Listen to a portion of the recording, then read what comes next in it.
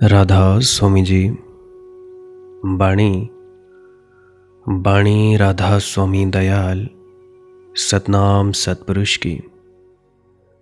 आज की सत्संग वीडियो का विषय है अपने आप की पहचान करना क्या होता है, आत्मज्ञान क्या होता है।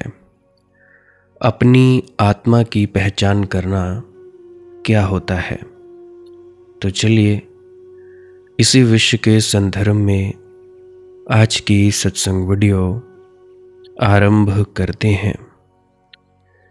गुरु प्यारे सत्कार योग सत्संगत जी, आप सभी के भीतर बैठे परमात्मा को मेरा प्रणाम, आप सभी के चरणों में मेरा प्रणाम स्वीकार करें। विनती है मेरी आप लोगों से, जिनके मन चंचल हैं, भजन सिमरन में तंग करते हैं, मन कहीं लगता नहीं, ध्यान में बाधा डालता है, वे व्यक्ति इस वीडियो को पूरा अंत तक सुनने की कृपालता ज़रूर करें जी। हो सकता है कोई ना कोई ऐसा वचन, कोई ना कोई ऐसी तुक आपके हृदय में उतर जाए, आपके प्रश्नों के जवाब मिल जाए या आपका मन ठहर जाए, जिससे कि आपकी भजन सिमरन में तरक्की हो सके।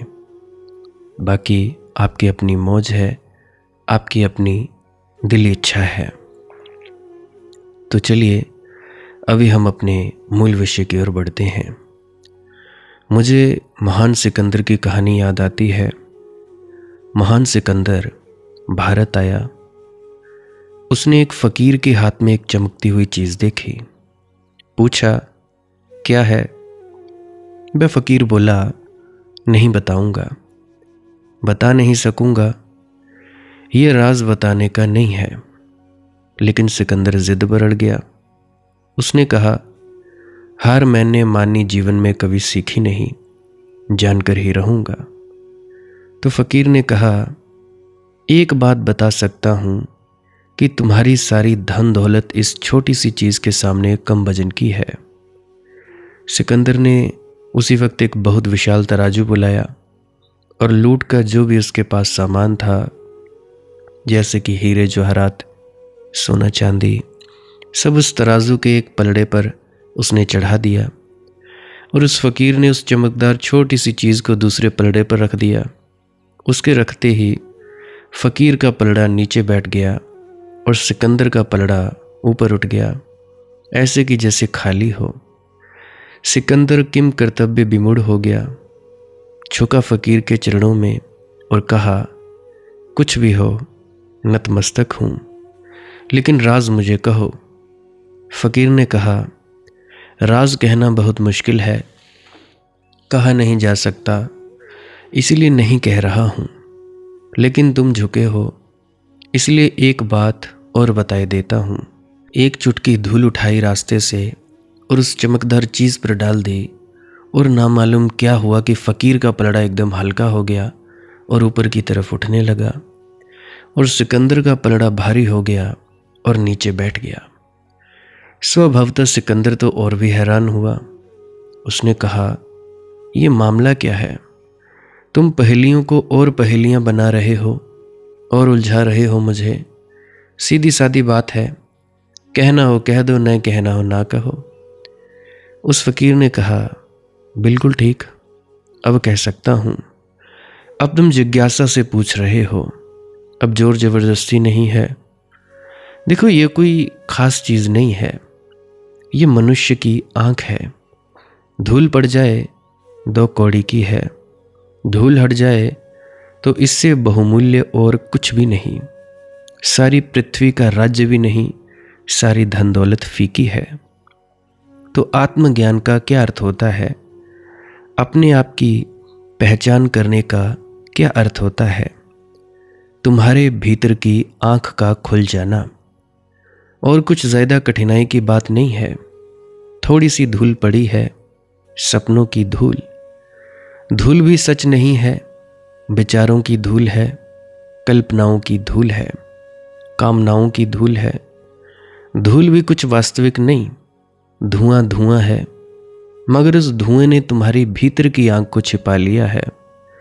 जैसे बादल आ जाएं और सूरज छिप जाए, बादल छंट जाएं और सूरज प्रकट हो जाए। बस इतना ही अर्थ है आत्मज्ञान का हो जाना, अपने आप की पहचान का हो जाना। बादल छंट जाएं और सूरज प्रकट हो जाए। तुम लोग सूरज हो, तुम सभी सूरज हो, मगर खूब तुमने बादल अपने चारों तरफ सजा लिए हैं। ना मालूम कैसी कैसी कल्पनाओं के बादल, ना मालूम कैसी कैसी कामनाओं के बादल, जिनका कोई मूल्य नहीं, जो कभी पूरे हुए नहीं, जो कभी पूरे होंगे नहीं। मगर तुम उस सबसे घिरे हो जो नहीं है और नहीं होगा, और उससे चूक रहे हो जो है और जो सदा है और जो सदा रहेगा।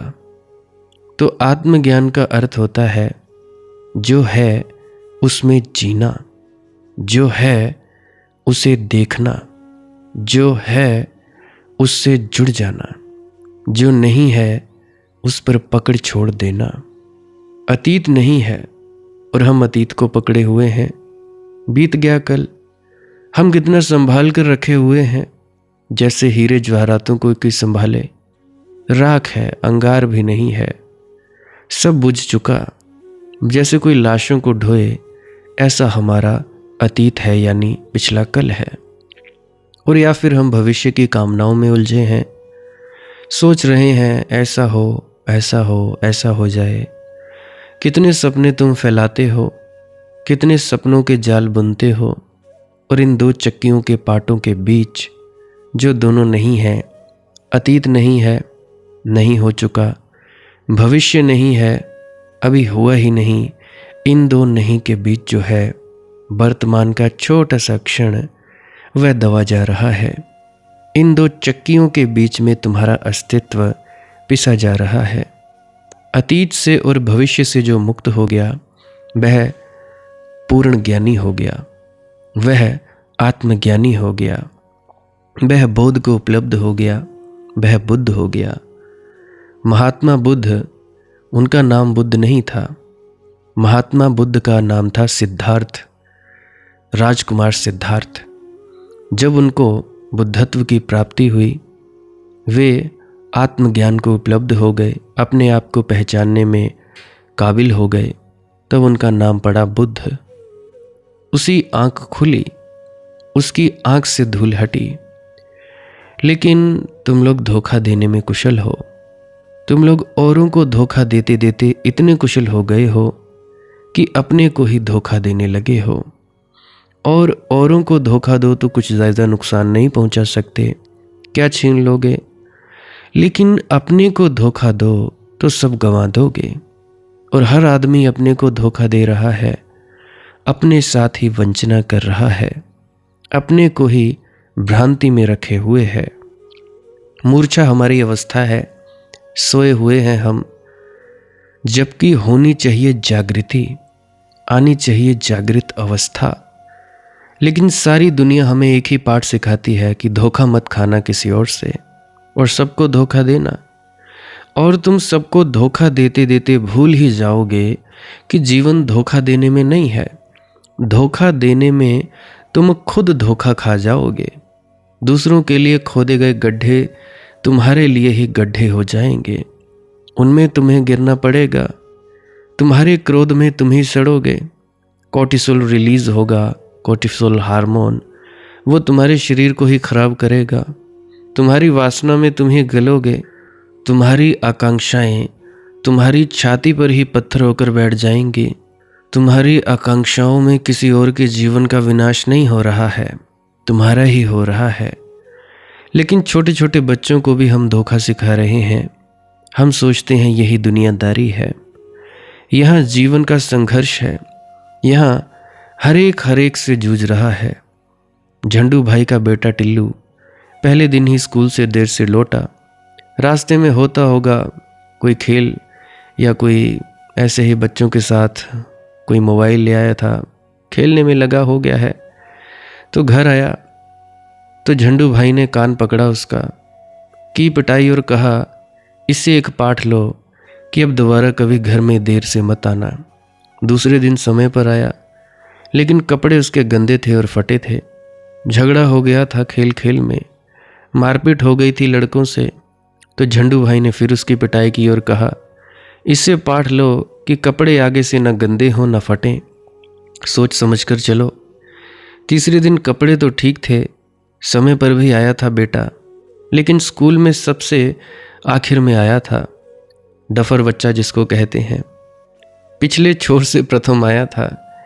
फिर झंडू भाई ने उसी पिटाई की और कहा, इससे पाठ लो बेटा, ऐसे नहीं चलेगा। ये जिंदगी कठोर संघर्ष है, इसमें छीना झपटी है, ऐसे पीछे पीछे रहे मारे जाओगे। कुछ भी करो, ठीक कि गलत, मगर सीढ़ियाँ चढ़ो, आगे बढ़ो, हमेशा प्रथम रहो, चाहे कोई भी उपाय करना पड़े। येन केन प्रकारेण, मगर प्रथम रहना ही है। चौथे दिन लड़का बड़ा ही खुश होता चला आ रहा था। समय पर आया था, कपड़े भी नहीं फटे थे, हाथ में शिक्षक का प्रमाण पत्र भी लेकर आया था, सर्टिफिकेट, और बड़ा खुश था कि आज पिटाई नहीं होगी। तो झंडू भाई ने ना आओ देखा ना ताओ, एकदम झपटा, पकड़ी गर्दन, कर दी पिटाई। लड़का चिल्लाता ही रहा कि सुनो तो, सुनो तो, मगर तब तक तो पिटाई हो चुकी थी। लड़के ने कहा कि आप होश में हैं, आप पागल तो नहीं हो गए? न मैं देर से आया, न कपड़े फटे हैं, और ये प्रमाण पत्र कि आज मैं प्रथम आया हूँ कक्षा में। झंडू भाई ने कहा, इससे तुम पाठ लो बेटा कि इस संसार में न्याय कहीं भी नहीं है। प्रत्येक व्यक्ति दीक्षित हो रहा है इस तरह, हर किसी को इस तरह का नामदान मिल रहा है। प्रत्येक व्यक्ति दीक्षित किया जा रहा है इस तरह। माता पिता कर रहे हैं, परिवार कर रहा है, शिक्षक कर रहे हैं, पंडित पुरोहित कर रहे हैं, राजनेता कर रहे हैं। बेईमानी, धोखाधड़ी हमारे जीवन की शैली है, इसलिए हम चूक रहे हैं उससे जो हमारा धन है, जो हमारी वास्तविक संपदा है। हम में से कोई भी गरीब नहीं है, हम में से कोई भी भिखारी नहीं है। परमात्मा भिखारी पैदा करता ही नहीं। परमात्मा भिखारी पैदा करना भी चाहे तो नहीं कर सकता। परमात्मा जिसे भी बनाएगा उसे सम्राट ही बनाएगा। उसके हाथों से सम्राट ही निर्मित हो सकते हैं। तुम भी सम्राट हो, इसे जान लेना। इसे जान लेना ही आत्मज्ञान हो जाना है। तुम उस मालिक के पुत्र हो, तुम उस मालिक के बेटे हो, तुम उस परमात्मा की अंश हो। इसे जान लेना ही आत्मज्ञान हो जाना है। तुम भी मालिकों के मालिक हो, इसे पहचान लेना ही अपने आप की पहचान कर लेना है। तुम्हारे भीतर एक लोक है, अकूत संपदा का, अपरिसीम आनंद का, रहस्यों का, कि उघाड़े जाओ कितने ही कभी पूरे उघाड़ ना पाओगे। ऐसी अनंत श्रृंखला है उनकी। इतने दिए जल रहे हैं भीतर, इतनी रोशनी है, और तुम लोग अंधेरे में जी रहे हो। क्यों? क्योंकि तुम्हारी आंखें बाहर अटकी हैं। बाहर अंधेरा है, भीतर प्रकाश है। बाहर अंधकार है, भीतर आलोक है। जो भीतर मुड़ा, जिसने अपने आलोक को पहचाना, वही संत है। संतत्व प्रत्येक व्यक्ति की क्षमता है, जन्म सिद्ध अधिकार है। अगर तुम चूको तो तुम्हारे अतिरिक्त और कोई जिम्मेदार नहीं है। और पूछा कि भाई अपने आप की पहचान कैसे हो जाए? जब अपने आप की पहचान हो जाए तो हम क्या करें? मैं कहता हूँ आनंदित हो जाओ, आनंद बांटो, और जो आनंदित है वही आनंद बांट सकता है। याद रखो, देखो दुखी दुखी बांट सकता है, हम वही बांट सकते हैं जो हम हैं। जो हम नहीं हैं उसे हम चाहें भी तो भी बांट नहीं सकते। इसीलिए तो इस दुनिया में लोग ऐसा नहीं है कि दूसरों को सुख नहीं देना चाहते। कौन माँ बाप अपने बच्चों को दुख देना चाहता है? कौन पति अपनी पत्नी को दुख देना चाहता है? कौन पत्नी अपने पति को दुख देना चाहती है? कौन बच्चे अपने माँ बाप को दुख देना चाहते हैं? नहीं। लेकिन तुम्हारी चाह का सवाल नहीं है। दुख ही फलित होता है। नीम लाख चाहे कि उसमें मीठे आम लगे, और कांटे लाख चाहे कि गुलाब के फूल हो जाएं। कैसे हो सकता है? चाहने से क्या होगा? मात्र चाहने से कुछ भी ना होगा। तो तुम चाहते हो कि लोगों को आनंदित करो, लेकिन कर तुम पाते हो केवल दुखी। चाहते तो हो कि पृथ्वी स्वर्ग बन जाए, लेकिन बनती जाती है रोज रोज नरक। इसलिए मैं तुम लोगों से करना चाहता हूँ, मेरा एक संदेश है। इसके पहले कि तुम किसी और को आनंद देने जाओ, तुम्हें अपने भीतर आनंद की बांसुरी बजानी पड़ेगी। आनंद का झरना तुम्हारे भीतर पहले फूटना चाहिए। मैं तुम लोगों को स्वार्थी बनाना चाहता हूँ। ये स्वार्थ शब्द बड़ा प्यारा है, गंदा हो गया क्योंकि गलत अर्थ लोगों ने लगा दिए। स्वार्थ का अर्थ होता है स्वयं का अर्थ। अपने भीतर के अर्थ को जो जान ले, स्व के बोध को जो जान ले, वही स्वार्थी है। मैं तुम लोगों से कहता हूँ स्वार्थी बनो, क्योंकि तुम्हारे स्वार्थी बनने में ही प्रार्थ की संभावना है।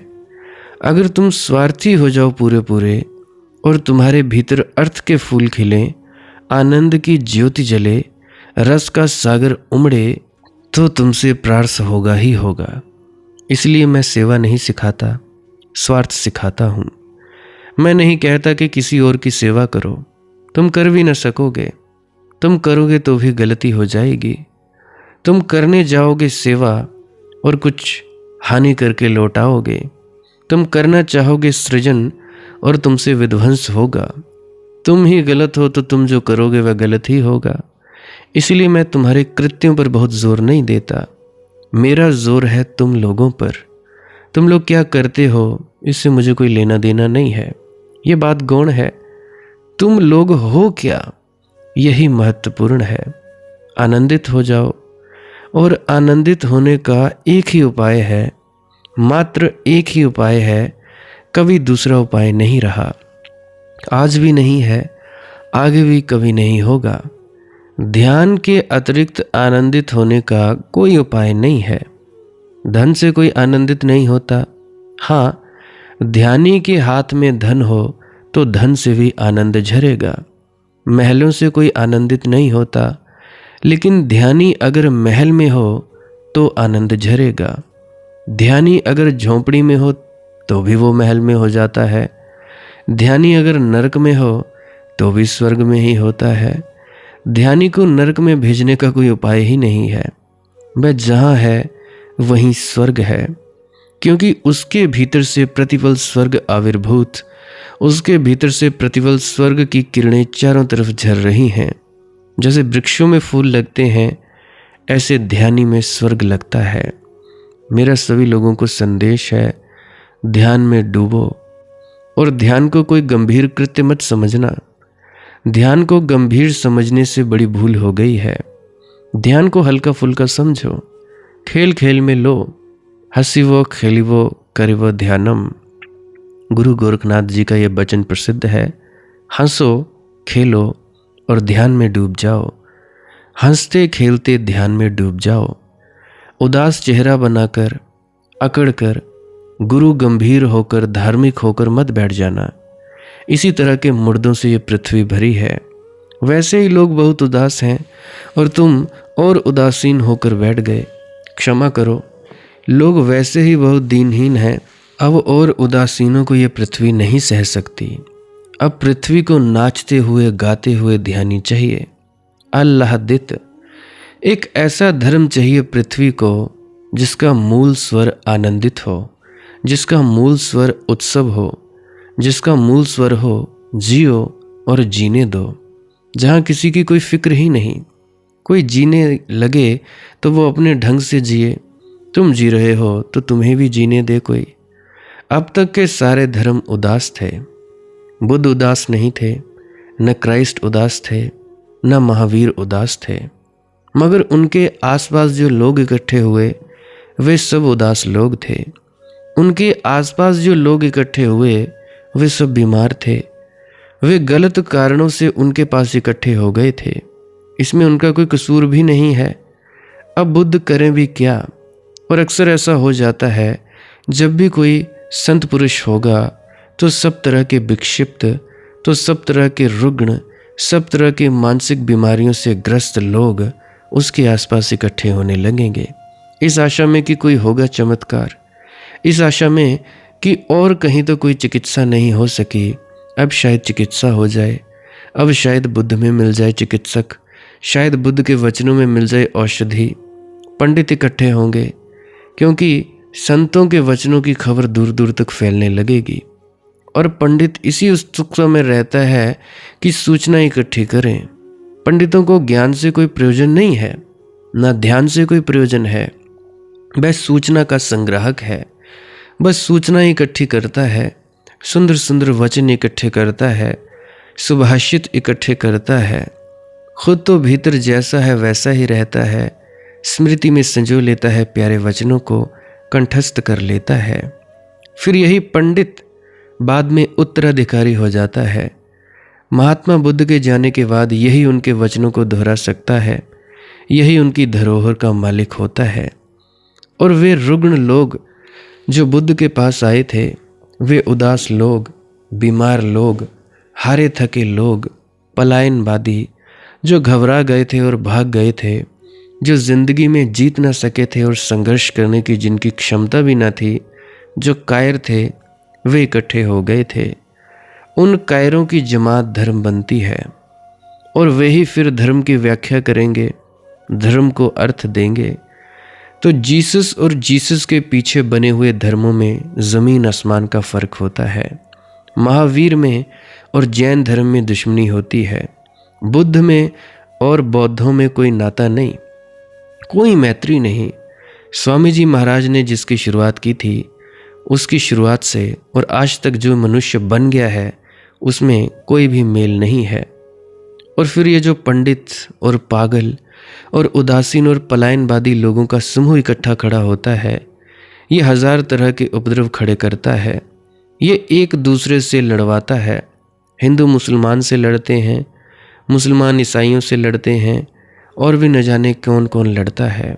कोई कहता है मेरा बाबा बड़ा, कोई कहता है मेरा बाबा बड़ा, कोई कहता है ब्यास वाला सच्चा, कोई कहता है आगरा वाला सच्चा, कोई कहता है कबीरपंथी सच्चे, कोई कहता है राधा स्वामी सच्चे। सब एक दूसरे की गर्दन काटने में लगे रहते हैं। समय कहाँ है, फुर्सत कहाँ है कि अपने भीतर झांके। पहले दूसरों का सफाया करना है, पहले सारी पृथ्वी पर अधिकार करना है, तो धर्म राजनीति बन जाता है। याद रखना, जहाँ भी बीमार आदमी होंगे वहाँ राजनीति आ ही जाएगी। राजनीति बीमार आदमी की दुर्गंध है, और धर्म स्वस्थ मनुष्य की सुगंध है। मगर जब भी स्वस्थ मनुष्य होता है कोई, तो ये उपद्रव होना शुरू होता है। मैंने सुना है कि शैतान के शिष्य एक दिन भागे हुए शैतान के पास पहुँचे और उन्होंने कहा, मालिक मालिक जल्दी करो जल्दी करो, पृथ्वी पर एक आदमी को फिर से सत्य उपलब्ध हो गया है, एक आदमी फिर आत्मज्ञान को उपलब्ध हो गया है। शैतान ने कहा, तू घबरा मत, चिंता ना कर, कोई जल्दी नहीं। शैतान का शिष्य बोला, जल्दी नहीं है? अगर उसने सत्य की उद्घोषणा कर दी तो हमारा सारा कारोबार बंद हो जाएगा। शैतान ने कहा, अरे पागल, हमने पंडित बिठा रखे हैं, ये सत्संगकर्ता बिठा रखे हैं, पुरोहित बिठा रखे हैं, वे उसे सत्य की घोषणा करने देंगे तब ना। वे पहुंच चुके हैं, वे चारों तरफ इकट्ठे हैं, उन्होंने उसके वचनों की व्याख्या करनी शुरू कर दी है। वह कुछ भी कहे, ये पंडित, ये सत्संगकर्ता उसकी व्याख्या कर रहे हैं कि यही तो उपनिषद में लिखा है, यही गीता में, यही तो स्वामी जी की वाणी में लिखा है, यही तो शास्त्रों का सार है। वे शास्त्रों में सब डुबा देंगे उसके सत्य को।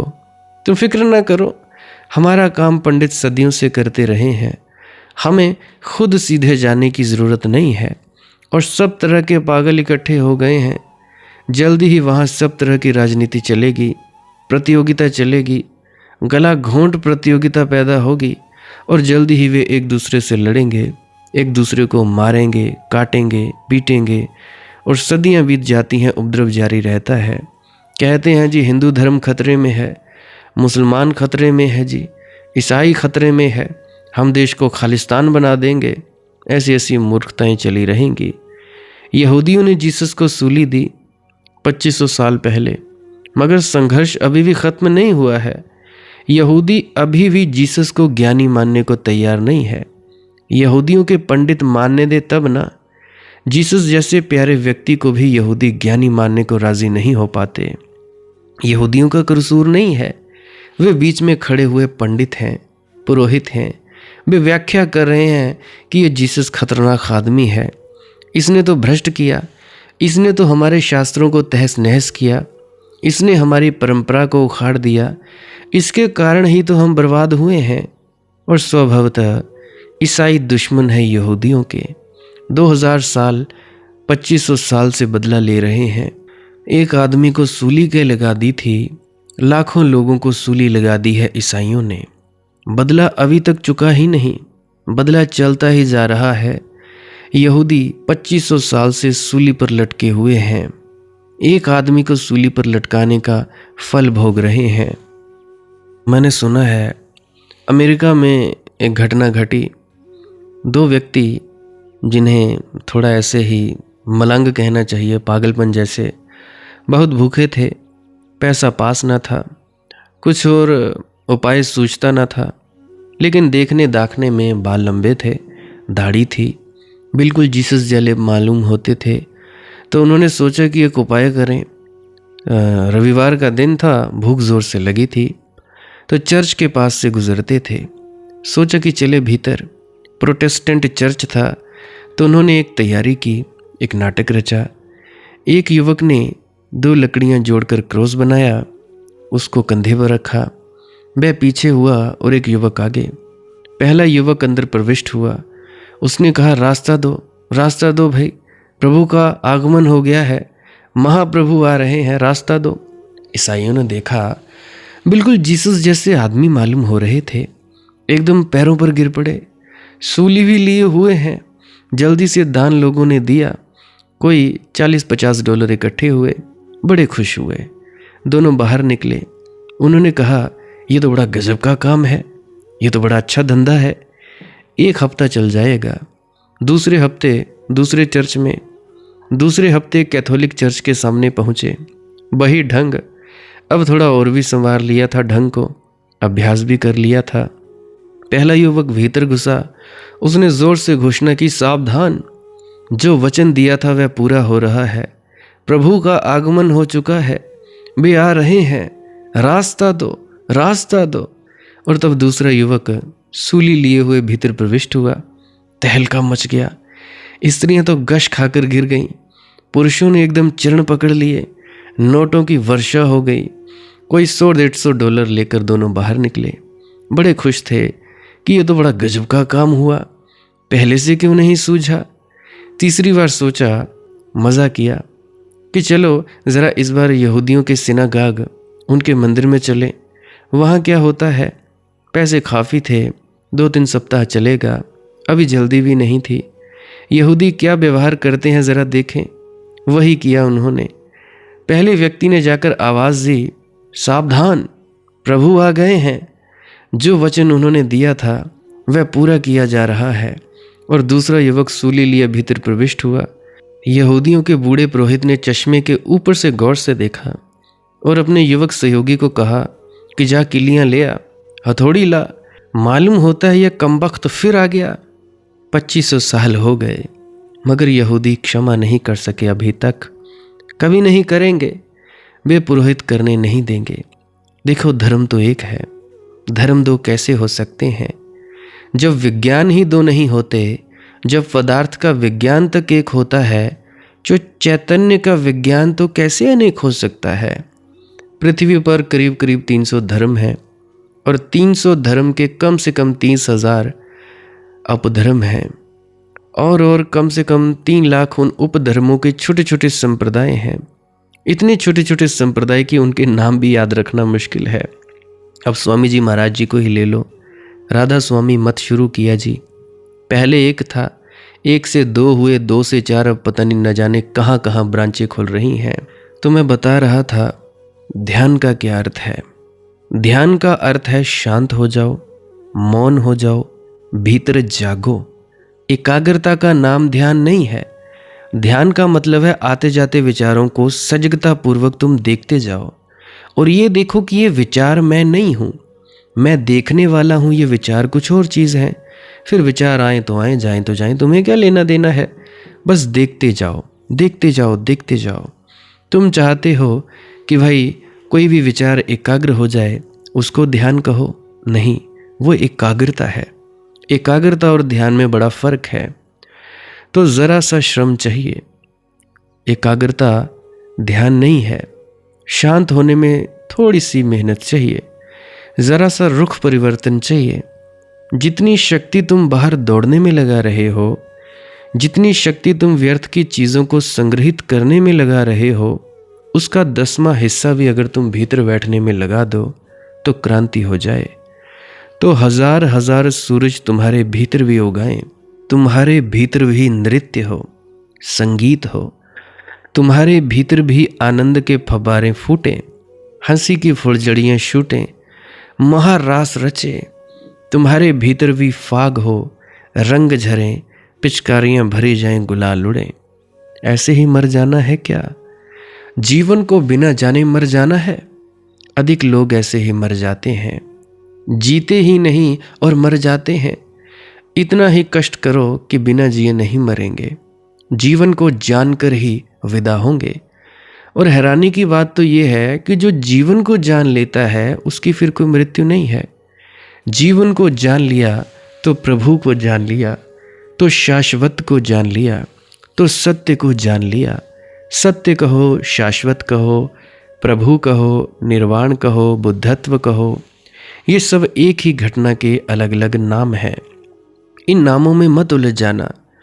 मेरा तो एक ही आप लोगों को उपदेश है, भीतर डुबकी मारो, जितने गहरे जा सको जाओ अपने में, वहीं पाओगे जो पाने योग्य है, और उसे पाकर निश्चित ही बांट सकोगे। पृथ्वी तुम्हारे हंसी के फूलों से भर सकती है। भीतर जाने के लिए करना क्या होता है? भीतर जाने के लिए कुछ नहीं करना है।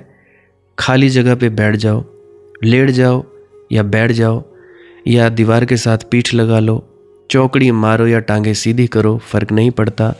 बस आंख बंद करो या खोलो, कोई फर्क नहीं पड़ता।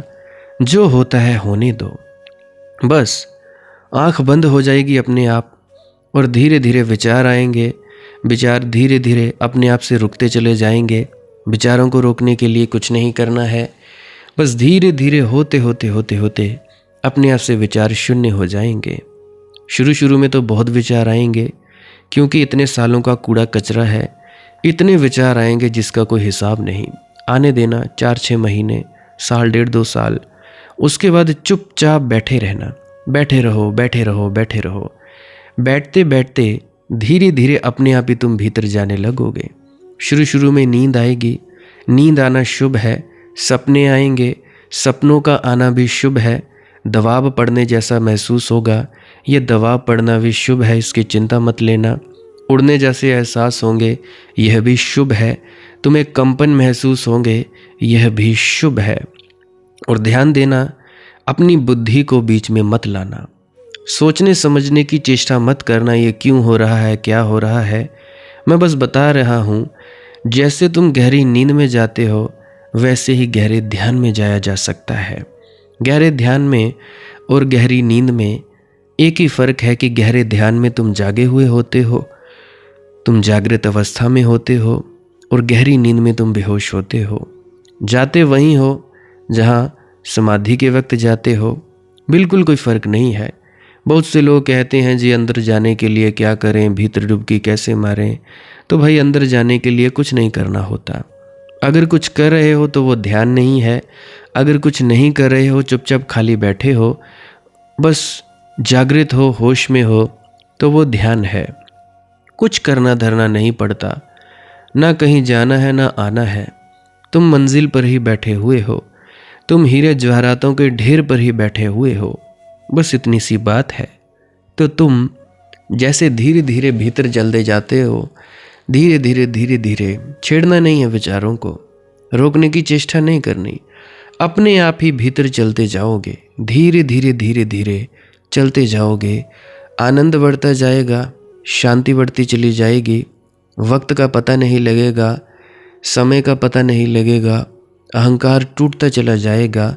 तब जो आनंद मिलेगा, उस आनंद को पाकर निश्चित ही तुम लोग बांट सकोगे तुम्हारा आनंद। तुम्हारे हंसी के फूलों से भर सकती है ये पृथ्वी, और इस पृथ्वी को हंसी के फूलों से ही भरना होगा। क्योंकि मैंने पहले भी बताया था कि कलयुग का अंत हो चुका है, सतयुग दोबारा शुरू हो चुका है।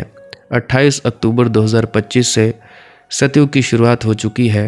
ये युग सच्चा है, इसमें ध्यान में ज़्यादा जल्दी डूबा जा सकता है। जल्दी डूबने के लिए कुछ करना धरना नहीं, बस फुर्सत के फलों में खाली मौन बैठना सीखो। चुप होकर बैठना है। मोबाइल फ़ोन को स्विच ऑफ करके साइड में रख दो, या एयरप्लेन मोड पे लगा लो, दूसरे कमरे में रख दो। घर वालों को बोल दो कि भाई मुझे 1-1.5 घंटा मत बुलाना। कुछ भी नहीं करना, ना कोई जाप, ना मंत्र, ना तप, कुछ नहीं करना। अपने आप ही धीरे धीरे जब तुम कुछ नहीं करोगे, अपने आप ही भीतर उतरते चले जाओगे। ध्यान रखना, नींद आएगी, इस नींद से चिंता नहीं लेनी है। बहुत से परेशान होते हैं जी, नींद आती है, नींद आती है। ना, नींद आना शुभ बात है। कई परेशान हैं जी, सपने आते हैं। सपने आना भी शुभ बात है।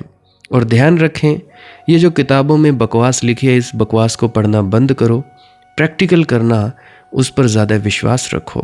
किताब में तो कई कुछ लिखा होता है, प्रैक्टिकली जब अभ्यास में तुम भीतर जाओगे तब तुम्हारे जो अनुभव होंगे वो किताब से मेल खाएंगे। ये नहीं कि किताब के अनुभवों से अपने अनुभवों को मेल खाने की कोशिश करो। किताब और अपना अनुभव अलग अलग हो सकता है, क्योंकि हर किसी की अपनी यात्रा है। वैसे यात्रा कोई भी नहीं है, कोई यात्रा नहीं है। तुम्हें ना कहीं जाना है ना आना है, तुम वहीं के वहीं हो जहां तुम्हें पहुंचना है। बस तुम्हारी आंख बंद है, तुम होश में नहीं हो। यूं समझो कि तुम्हें अपना नाम भूल जाए, अपना पता भूल जाए कि मैं कौन हूँ, क्या हूँ, तो इसे कहते हैं अपना आत्म विस्मरण हो जाना। जब तुम्हें अपनी याद आ जाए कि मैं कौन हूँ, कहाँ से आया हूँ, कहाँ जाना है, इसको कहते हैं आत्मस्मरण हो जाना, आत्मज्ञान हो जाना। तो यही बात है। तो भाई ज़्यादा चिंता लेने की आवश्यकता नहीं है। अगर तुम ज़्यादा हाथ पैर मारोगे, ज़्यादा चिंतन मनन करोगे, उससे कुछ भी नहीं होने वाला। बस होगा तभी जब कुछ ना करो। राम को पाना है तो आराम करना सीखना ही होगा। अगर तुम आराम करना नहीं सीखते तो राम को तो कभी नहीं पा पाओगे, बल्कि अपना ये कीमती समय भी व्यर्थ नष्ट कर दोगे। बहुत से दादा दादियों का एक प्रश्न रहता है कि इसी जन्म में होना चाहिए जी, इसी जन्म में होना चाहिए। तो उनसे मेरी एक खास विनती है, देखो, जो यात्रा होती है चेतना की, वो यात्रा 100% चेतना तक होती है। अगर किसी कारणवश तुम्हारी यात्रा अधूरी रह जाए, मान लो तुम 5वीं कक्षा में हो, मर गए, तो जब तुम अगला जन्म लोगे तो 5वीं कक्षा से ही तुम्हारी चेतना की यात्रा चालू होगी। ये नहीं हैगा कि भाई तुम्हें फिर से 0 से शुरुआत करनी पड़ेगी। हाँ, ये हो सकता है कि फिर से ABC पढ़नी पड़ेगी, ऊड़ा आड़ा अ आ इ ई 1 2 3 पढ़नी पड़ेगी, ये अवश्य हो सकता है। परंतु जितना तुम्हारी चेतना का विस्तार हो चुका है, वहीं से यात्रा शुरू होगी, वहीं से। तो इस ख्याल में मत पड़े रहना कि 0 से यात्रा शुरू होगी। हाँ, गुरु मिले मिले ना मिले सो बड़ी अलग बात है। परंतु एक बात मैं आप लोगों को ये भी कहना चाहता हूँ कि भाई जब शिष्य तैयार हो जाता है तब गुरु अपने आप प्रकट हो जाता है। अब तुम लोग ही देखो कितना ज़्यादा तुम लोगों ने भटका। कोई 30 साल से भटकता, कोई 40, कोई 20, कोई 25, कोई 10 सालों से भटका हुआ है। तो क्या हुआ, तुम सुनने लगे, कोई ना कोई तुम्हें मार्गदर्शक मिला, या मालिक की मौज सत्संग यूट्यूब चैनल के रूप में, या बाबा विजय वत्स, या कोई भी संत महात्मा के रूप में तुम्हें मार्गदर्शक मिला। उसके मार्गदर्शक में तुम अपनी यात्रा को आगे ले जा रहे हो, और इसका प्रमाण क्या है कि तुम्हारी यात्रा आगे बढ़ रही है। प्रमाण सबसे बड़ा यही है, तुम्हारे अंदर शांति बढ़ रही है, तुम्हारे अंदर आनंद बढ़ रहा है। अगर तुम लोगों के अंदर शांति और आनंद बढ़ता जा रहा है तो समझना कि तुम्हारी यात्रा बिल्कुल ठीक दिशा में चल रही है।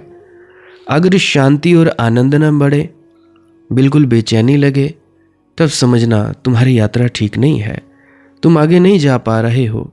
तो सबसे बड़ी चीज़ है शांति और आनंद का बढ़ना। शांति और आनंद बढ़ रहा है तो तुम ठीक जा रहे हो, नहीं बढ़ रहा है तो तुम लोग कहीं ना कहीं कुछ ना कुछ गलती कर रहे हो। सीधी सी बात है। तो राम को पाना है, आराम करना सीखना ही होगा। अगला प्रश्न एक मित्र द्वारा पूछा गया है, भाई मैंने आपके स्टेटस देखे, आजकल आप राजनीति की ज़्यादा वीडियोस शेयर कर रहे हैं व्हाट्सएप पर, तो मैं ये जानना चाहता हूँ राजनीति की मूल कला क्या है। देखो भाई, पहली बात तो यह है कि मैं कोई राजनीतिज्ञ हूँ नहीं, परंतु थोड़ा बहुत बता देता हूँ। राजनीति कोई कला थोड़ी है, लूट खसोट है। इसमें कला वगैरह क्या है? कोई डकैती की कला होती है? राजनीति डकैती है। दिन दहाड़े जिनको लूटो वे भी समझते हैं कि उनकी सेवा की जा रही है। ये बड़ी अद्भुत डकैती है। डाकू भी इससे मात खा गए, डाकू भी पिछड़ गए, सब तिथि वाह हो गए, आउट ऑफ डेट हो गए। इसलिए तो बेचारे डाकू समर्पण करने लगे कि क्या सार है, चुनाव लड़ेंगे उसमें ज़्यादा सार है। तो राजनीतिज्ञों के सामने डाकू समर्पण करते हैं, क्योंकि देख लिया डाकुओं ने, इतनी समझ तो उनमें भी है कि मारे मारे फिरो, हाथ क्या लगता है, और हमेशा जीवन खतरे में। इससे तो राजनीति ही बेहतर है। राजनीति की कला क्या है? कोई कला नहीं है, सीधी साफ डकैती, शुद्ध डकैती। डाकुओं के दल हैं और उन्होंने बड़ा जाल रच लिया है। एक डाकुओं का दल हार जाता है, दूसरों का जीत जाता है, दूसरों का हार जाता है, पहलों का जीत जाता है, और जनता एक दूसरे के दल से दूसरे डाकुओं के दल के हाथ में डोलती रहती है। यहाँ भी लुटेगे, वहाँ भी लुटोगे, यहाँ भी पिटोगे, वहाँ भी पिटोगे। होश पता नहीं तुम्हें कब आए। जिस दिन तुम्हें होश आएगा उस दिन राजनीति दुनिया से उड़ जाएगी। उस दिन राजनीति पर कफन उड़ा दिया जाएगा, राजनीति की कब्र बन जाएगी। राजनीति की कोई भी आवश्यकता नहीं है। क्या सुंदर शब्द गढ़ा है लोगों ने, राजनीति, जिसमें नीति बिल्कुल भी नहीं है, उसको कहते हैं राजनीति। सिर्फ चालबाज है, धोखाधड़ी है, बेईमानी है। बेईमानी के सिवाय राजनीति कुछ नहीं है। राजनीति कोई कला नहीं है। कला तो उसे कहते हैं जिससे सृजन हो। राजनीति तो विध्वंस है, शोषण है, हिंसा है। कोई हिंदू मुसलमान कर रहा है, कोई कहता है हिंदू राष्ट्र बनाएंगे, कोई कुछ कहता है तो कोई कुछ कहता है। हालांकि नकाब ओढ़ने पड़ते हैं राजनीति में, मुखौटे ओढ़ने पड़ते हैं, अपने को छिपा छिपा कर चलना पड़ता है। राजनीतिक नेता के पास जितने चेहरे होते हैं उतने किसी के पास नहीं होते। उसको खुद ही नहीं पता होता कि उसका असली चेहरा कौन सा है। मुखौटे ही बदलता रहता है और दुनिया तब तक धोखे में आती रहेगी जब तक प्रत्येक व्यक्ति थोड़ा सा जागरूक नहीं होता, थोड़ा होशपूर्ण देखता नहीं कि ये सब क्या जाल है। अब देखो भाई, तुम लोगों को शिक्षा अच्छी प्रदान नहीं की जा रही, तुम लोगों के हॉस्पिटल भरे हैं, कोई सुविधा नहीं है। सरकारी हॉस्पिटलों में जाकर देखो, तुम लोगों के खाने में जहर है, कोई नहीं देखता। ये भी जितनी देखने वाली सरकारी फर्म है कि खाद्य सामग्री को देखें कि इसमें जहर है कि नहीं, कोई फिक्र नहीं करता। तुम क्या खा रहे हो, कूड़ा कचरा, किसी को कोई फिक्र नहीं। तुम अलग अलग चीज़ें खा रहे हो, कोई नूडल खा रहा है, कोई कुछ। इतनी घटिया चीज़ें खाई जा रही हैं, उसके बाद तुम बीमार हो रहे हो। छोटे बच्चे मधुमेह के शिकार हो रहे हैं, डायबिटीज़ हो रही हैं। खान पान तुम्हारा ठीक नहीं, शुद्ध तुम्हारी हवा नहीं, सड़कें तुम्हारी गड्ढों से भरी हैं। वर्षा होती है तो पुलों के पुल टूट जाते हैं। ये तो हो रहा है भाई। देशों की ज़रूरत है, लेकिन देशों की बात छोड़ो, राजनेता चाहता है प्रदेश होने चाहिए। प्रदेश ही नहीं होने चाहिए, राजनेता की कोशिश होती है कि हर जिला प्रदेश बन जाना चाहिए। तोड़े जाओ, दुनिया को जितना तोड़ो उतने प्रधानमंत्री होंगे, उतने राष्ट्रपति होंगे। दुनिया को जोड़ो तो प्रधानमंत्री कहाँ होंगे, राष्ट्रपति कहाँ होंगे। राजनीति जुड़ने नहीं देना चाहती आदमों को, और तुम्हारे तथाकथित धर्म भी नहीं जुड़ने देना चाहते। दोनों राजनीति के ही दो पहलू हैं। जो चीज़ तोड़ती है, याद रखना वह पाप है। जो चीज़ जोड़ती है वह पुण्य है, और पुण्य की कला होती है, पाप की कोई कला नहीं होती। क्या कोई होती है? किसी को मारना हो, इसमें कुछ बड़ी कला की ज़रूरत है? किसी को जिंदा करना हो तो कला की ज़रूरत पड़ती है। धर्म कला है, असली धर्म राजनीति नहीं। अगला सवाल एक मित्र ने पूछा है, मैं कवि हूँ पर कोई मेरी कविताएं पसंद नहीं करता है, न परिवार वाले, न मित्र, न मेरे जान पहचान वाले। कविताएं मेरी प्रकाशित भी नहीं होती, लेकिन मैं तो अपना जीवन कविता को ही समर्पित कर चुका हूँ। अब आपकी शरण में आया हूँ, आपका क्या आदेश है? मेरे भाई, जीवन को इतनी जल्दी समर्पित करने की ज़रूरत क्या है? क्या तुम्हें पक्का है कि काव्य तुम्हारे जीवन की अभिव्यक्ति है? कौन जाने, लोग ही ठीक कहते हों। 100 में 99 कवि तो कवि होते ही नहीं, तुकबंद होते हैं, और तुकबंदों से लोग बहुत परेशान हैं, बहुत पीड़ित हैं। आज तुम देखो YouTube पर कितने ही गायक बने हुए हैं, जगह जगह तो कवि बने हैं, मोहल्ले मोहल्ले में कवि हैं। कविता करना लोगों को सरल मालूम पड़ता है, और फिर कविता तो और भी सरल हो गई। ना तुक की कोई ज़रूरत है, ना छंद की कोई ज़रूरत है। जो दिल में आए सो लिखो, जिसको तुम लोग रैप कहते हो, रैप म्यूज़िक। उल्टा सीधा कुछ भी लकीरें जोड़ते चले जाओ, किसी की कोई बात काट लो, किसी की कोई बात काट लो, चिपका लो एक जगह पर, और आधुनिक कविता हो गई। कविता कविता करनी लोगों को आसान लगती है। आसान नहीं है कविता। कविता अत्यंत कठिन बात है। जब तक जीवन तुम्हारा काव्य ना हो, तब तक तुम्हारे जीवन से कविता का प्रवाह हो ही नहीं सकता। सिर्फ संतों के जीवन से ही कविता प्रवाहित होती है, बाकी तो सब तुकबंद है। तो मैं तुमसे नहीं कहूँगा कि कविता के लिए जीवन समर्पित कर दो। ये कविता कोई एक्ट्रेस थोड़ी ही है कि इसके लिए जीवन समर्पित कर दो, कोई अभिनेत्री थोड़ी ही है। पहले जीवन में काव्य को तो आने दो, रस तो आने दो। रसो वैसा, जब परमात्मा का रस तुम्हारे भीतर अनुभव होने लगेगा, अगर वह बहना चाहेगा कविता में तो बहेगा, अगर नृत्य में प्रकट होना चाहेगा तो नृत्य में प्रकट होगा। तुम जिद ना करो, तुम्हारी जिद गलत है, तुम्हारी जिद तो अहंकार ही है। अब तुम कहते हो कि जी मैं कवि हूँ और कविताएं करना पसंद करता हूँ। तुम पसंद करते हो तो करते रहो, मगर दूसरों को ना सताओ। अगर वे सुनना पसंद नहीं करते तो कम से कम उनकी आज़ादी तो न छीनो।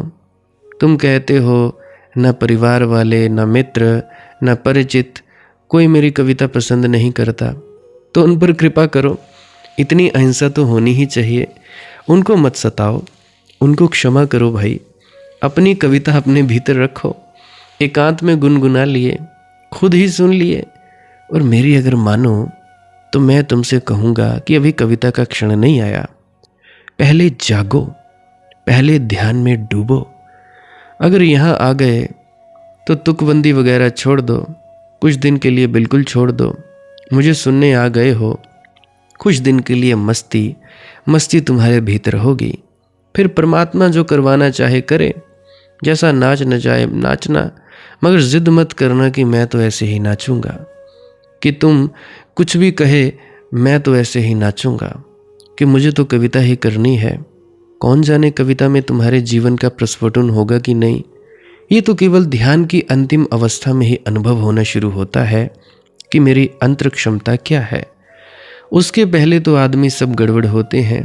जिसको डॉक्टर होना चाहिए वह इंजीनियर है, जिसको इंजीनियर होना चाहिए वह डॉक्टर है। मेरे मामा जी के सबसे छोटे लड़के हैं, वो इंजीनियरिंग की पढ़ाई किए हैं, अभी वो वन विभाग के हैं, उसमें फोर्स है, फॉरेस्ट डिपार्टमेंट में लगे हुए हैं। जिनको दुकानदार होना चाहिए वह कविता कर रहा है, जिसको कविता करनी चाहिए वह दुकानदारी कर रहा है। मैं जानता हूँ अंब में भी एक व्यक्ति को, उसका ढाबा है। मैं अपने मित्र के साथ गया था वहाँ से रोटी लाने, आज से कोई शायद कोरोना के वक्त की बात है।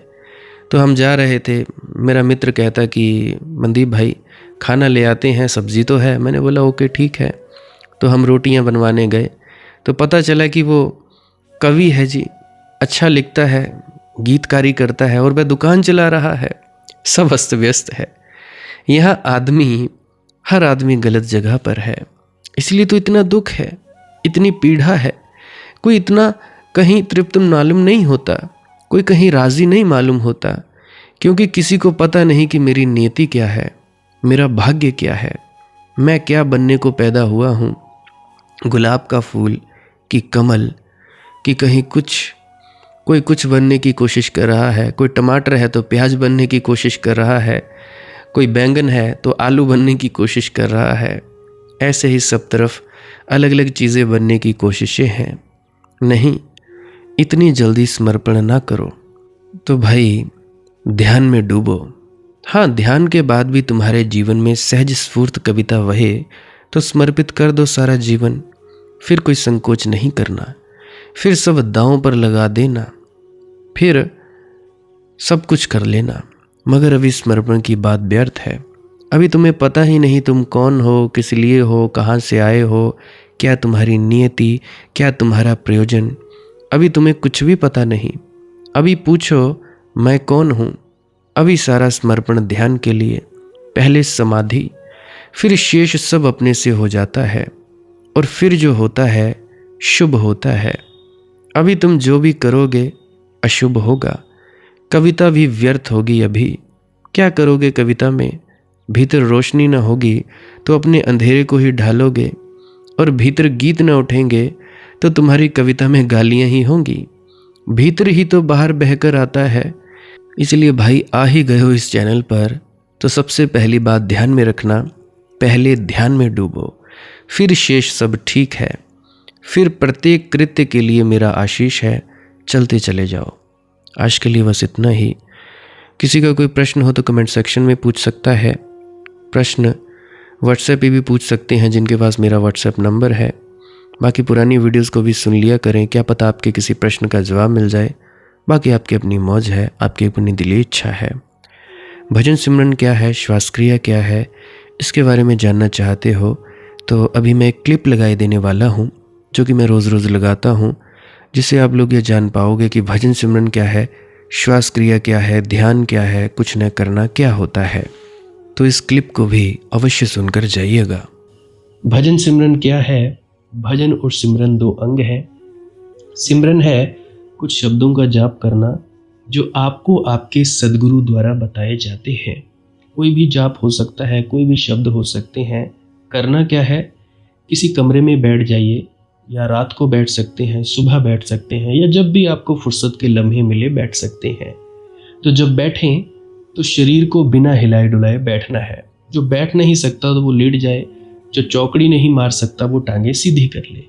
कोशिश ये रहनी चाहिए कि ज़्यादा से ज़्यादा वक्त शरीर को बिना हिलाए डुलाए बैठा जाए। उसके बाद अपने शब्दों का जाप शुरू कर दे। आंख बंद रखें, आंखों पर ज़्यादा जोर नहीं लगाना है, कोई कष्ट नहीं देना है, नहीं तो सर में दर्द होगा और फिर आप लोगों को परेशानी हो सकती है। तो आपने क्या करना है? चुपचाप शांत होकर बैठे रहना है, शब्दों का जाप शुरू कर देना है। जितनी देर भी आप करना चाहो, आधा घंटा, पौना घंटा, 10 मिनट, 15 मिनट, या जितनी भी आपको आपके सद्गुरु द्वारा दिया गया निर्देश है, जितना निर्देश है उसका पालन कीजिए। और उसके बाद दूसरा स्टेप करना बड़ा ही ज़्यादा ज़रूरी है। वो क्या है? वो उसी अवस्था में बैठे रहें या आसन भी बदल सकते हैं। ये जो शब्दों का जाप होता है ये एकाग्रता के लिए होता है, ताकि मन की एकाग्रता आ जाए। और जब मन की एकाग्रता आ जाए फिर दूसरा कदम क्या है? धुन सुनने के लिए बैठना। चुपचाप बैठे रहें, आंख बंद है, शब्दों का जाप बंद कर देना है। और अगर कोई भी आपके गुरु महाराज है, उनको आप स्मरण कर रहे थे, याद कर रहे थे, आंखों के सामने शक्ल ला रहे थे, तो उसको लाना बंद कर दीजिए। शब्द धुन सुन रही है तो सुनते रहिए। आंख बंद करके अंधेरे में ही टिके रहें। टिके रहना है और ये इच्छा नहीं करनी है कि कुछ दिखे, कहीं पहुंचा जाए, परमात्मा को पाना है, ये करना है, वो करना है। याद रखें, ना कुछ समझना है, ना कुछ देखना है। ऐसे ही अज्ञानी होकर इसी अंधेरे में पड़े रहें। इसी अंधेरे में पड़े रहना है बस। उसके बाद जो होगा सो होगा। और अगर कोई अनुभव हो भी गया तो इससे ये नहीं कि अगली बार फिर से कामना करनी है कि ये वैसे ही हो। कामना ही सबसे बड़ी अड़चन है, इच्छा ही सबसे बड़ी अड़चन है, किसी चीज़ की तृष्णा करना ही सबसे बड़ी अड़चन है, मांग ही वासना है।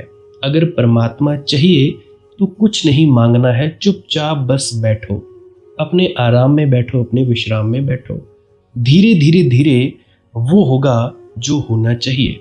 अगर मैं ज़्यादा बोलूँगा तो आप लोग फिर से उसकी कल्पना कर लोगे कि जी ऐसा होता है, खंड ब्रह्मांड ऐसे होते हैं, चांद तारे दिखेंगे, फलाना ढिकाना। तो मैं ऐसा नहीं कहूँगा, मैं बस इतना कहूँगा जो कुछ दिखता है, कुछ भी दिख जाए, वो मन है, वो माया है। जो नहीं दिखता वही आत्मा है, वही आत्मा में होना है।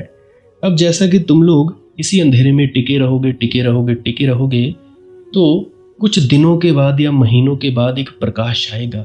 वो प्रकाश पूरे शरीर में फैलता जाएगा और धीरे धीरे तुम इस प्रकाश के सहारे अपने आप में स्थित होगे। अब देखो, इस प्रकाश को देखने वाले भी तुम हो और इस शब्द धुन को सुनने वाले भी तुम हो। अब जो ये शब्द धुन को सुनता है और प्रकाश को देखता है, ये तुम हो। तो अपने आप में स्थित होना है, अपने आप को जानना ही सच्चा आत्मज्ञान है। खुद को जानना, खुद को जान लिया, मालिक को फिर जान जाओगे। तो इतनी सी प्रक्रिया है और आगे आप श्वास क्रिया भी कर सकते हो।